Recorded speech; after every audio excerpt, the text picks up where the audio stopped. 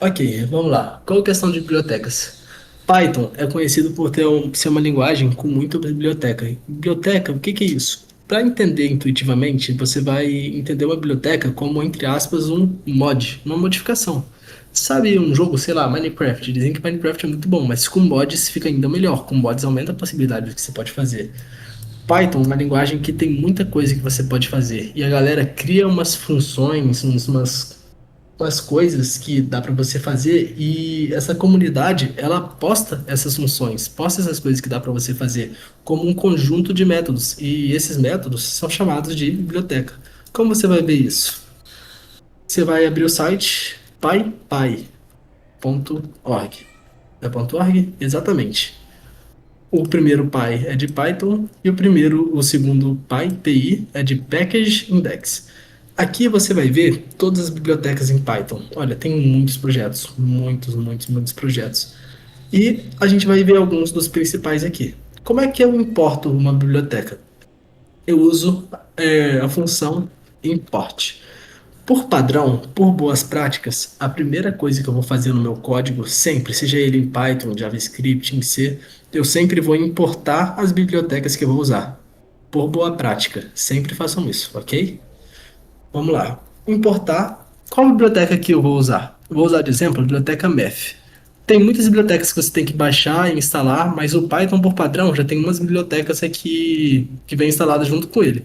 Ué, mas se a biblioteca já é instalada, por que que ela não vem importada por padrão?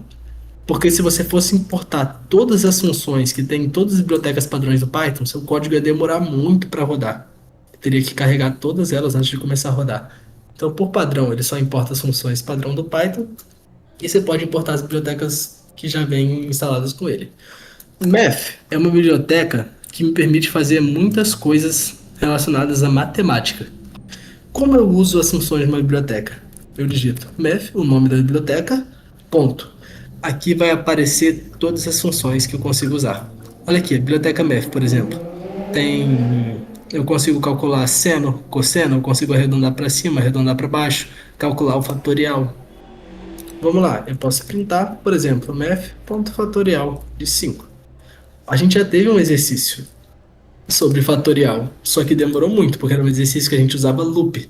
Para cada item para cada valor de um número, eu multiplicava esse valor por todos os números menores do que ele. Olha isso, com math fica muito mais fácil. Eu só uso uma função, math.fatorial de 5. Math.seno de 90. Vou calcular o seno de 90.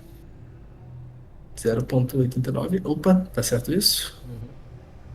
Ah, não, é porque está medido em radianos, não em graus. Ok, beleza? Ok. Eu consigo usar funções como sil. Sil é uma função que arredonda para cima, ok? Retorna o topo de x como integral. Por quê? Sil em inglês vem da palavra ceiling, que significa teto. Então, arredondar algo para cima. Você digitar 6,9. Ele arredondou para 7. Da mesma forma que existe o teto, que é o sil, existe o chão. Chão em inglês é floor.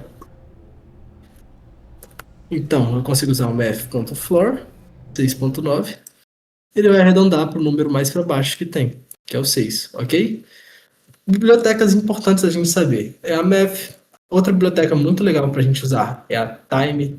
Isso aqui, a time, eu vou mostrar para vocês um comando muito legal que a gente vai usar agora bastante, que é o seguinte.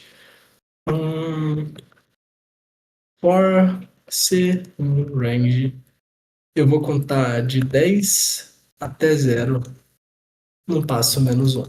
Print C. Ele contou 10, 9, 8, 7, 6, 5, 4, 3, 2, 1. Ok? Com time, eu consigo fazer o seguinte: eu consigo usar a função time.sleep.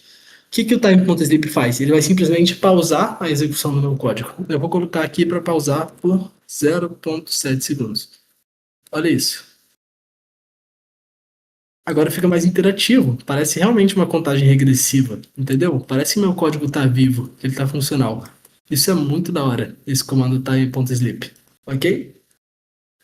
E, galera, uma questão muito importante sobre bibliotecas é o seguinte: muitas vezes na biblioteca Time, por exemplo, Ela tem muitas coisas, ok? A Time ela pode mostrar o horário de hoje, calcular quanto tempo falta até tal dia, mas muitas vezes eu importo a biblioteca e eu acabo usando um comando só. Então, nesse caso aqui, eu vou usar só o time.sleep.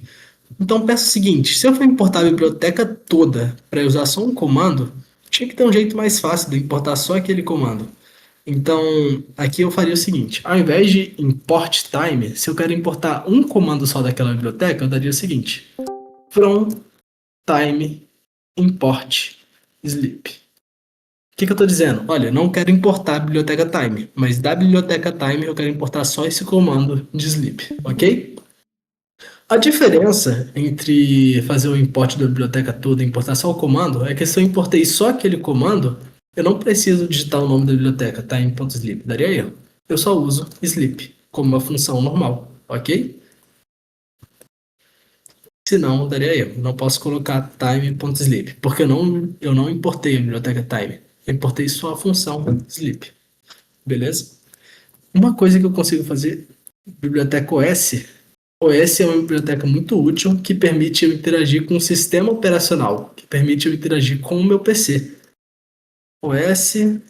Ponto, eu consigo. Opa, cadê? MN Open. Eu consigo abrir um arquivo, eu consigo lidar com arquivos com a biblioteca OS.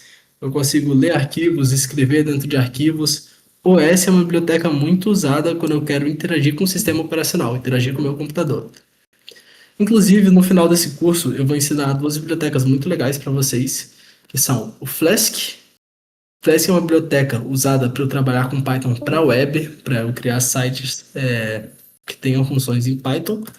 E eu também vou ensinar a biblioteca Scap, mas Scap é um buraco um pouquinho embaixo, porque Scap requer um pouquinho de redes. Scap é uma biblioteca muito legal em Python, que ela permite eu criar pacotes de rede usando Python, criar e enviar pacotes direto do Python. Isso é muito da hora, ok?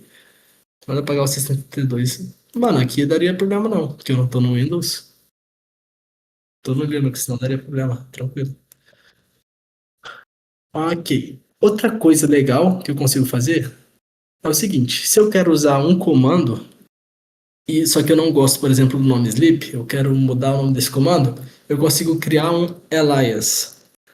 Alias é como se fosse um segundo nome para aquele comando, que é o seguinte: time import sleep as. Espera, o que eu estou dizendo? Da biblioteca time, eu quero importar o comando sleep, só que eu não quero com esse nome sleep, eu quero que ele tenha esse nome aqui, espera. Então aqui eu colocaria espera. hum, Funcionaria normalmente.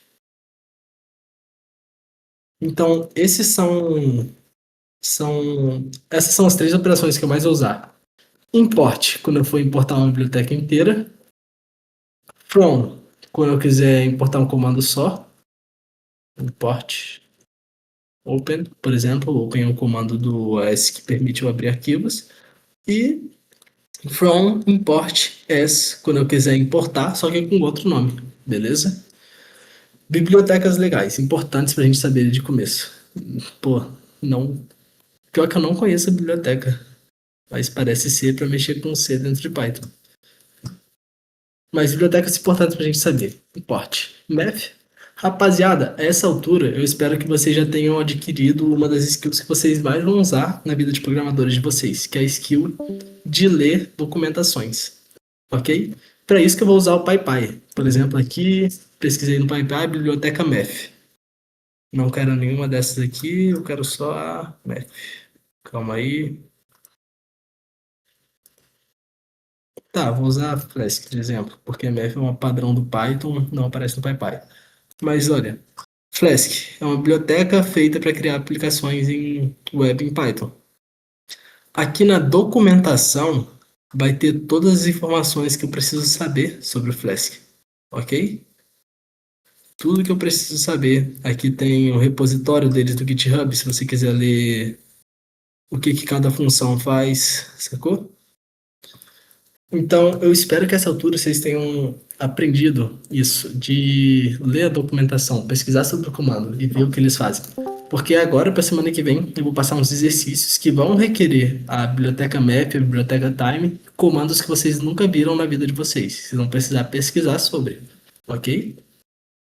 Nesse caso, nesse único caso, eu recomendo vocês usarem a IA para estudar no sentido de perguntar o que que é aquela biblioteca, para que ela serve, alguns exemplos, só que sem ela dar a resposta do código, ok? Porque uma das coisas que a IA é boa é em ler documentações e sumarizar elas. Então, nesse caso, eu recomendo vocês fazerem isso, ok? Perguntarem quais são os principais métodos daquela biblioteca, como ela serve, como eu uso ela.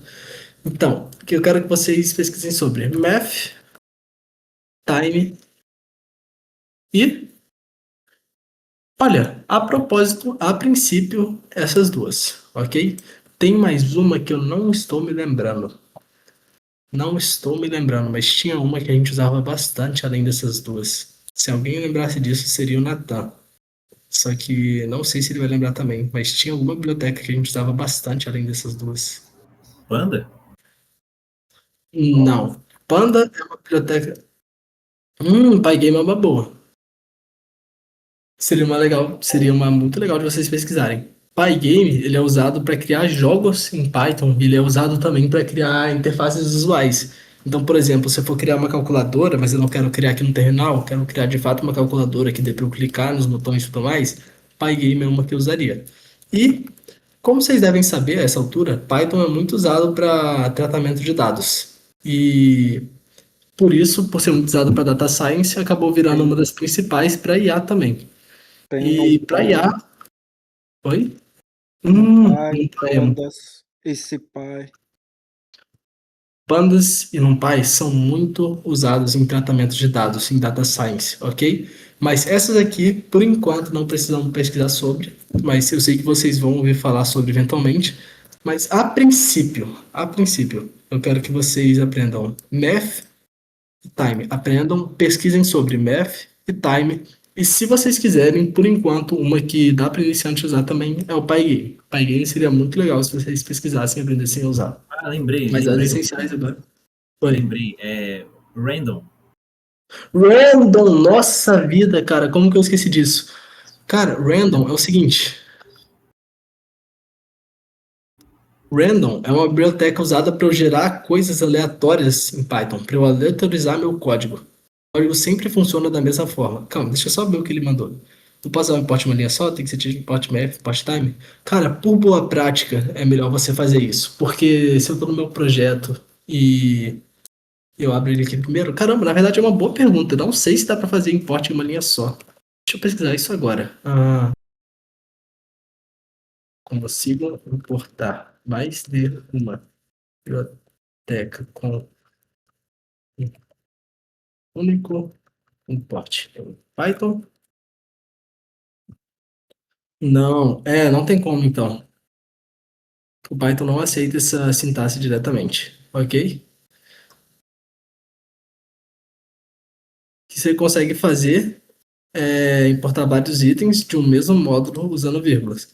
Então, creio eu que eu poderia fazer o seguinte: from math import seal, floor, seno, cosseno, tangente.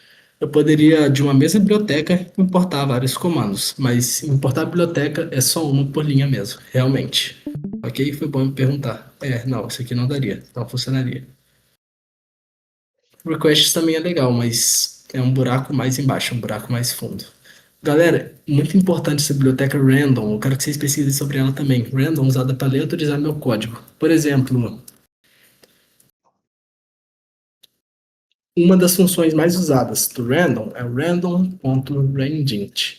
Randint ele vai gerar um inteiro aleatório, um número aleatório de 0 a 6. Então eu vou rodar aqui meu código, ele printou 3. Rodei de novo, ele printou 6.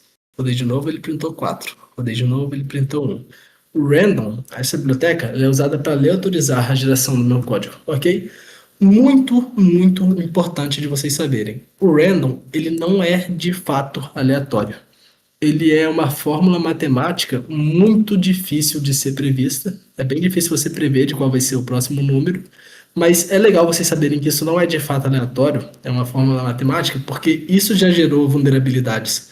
E teve um caso de um cassino online, na época que estava começando a surgir as bets, que eles usavam um algoritmo em Python para aleatorizar os números da roleta que eles geravam.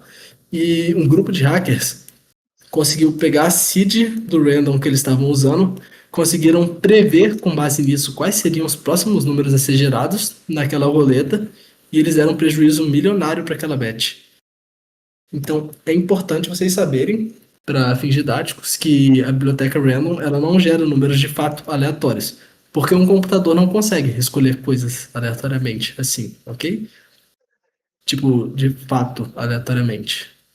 Então, outra coisa importante da gente saber. Vou criar uma lista aqui com várias pessoas. Lucas, Felipe, Luiz, Caio.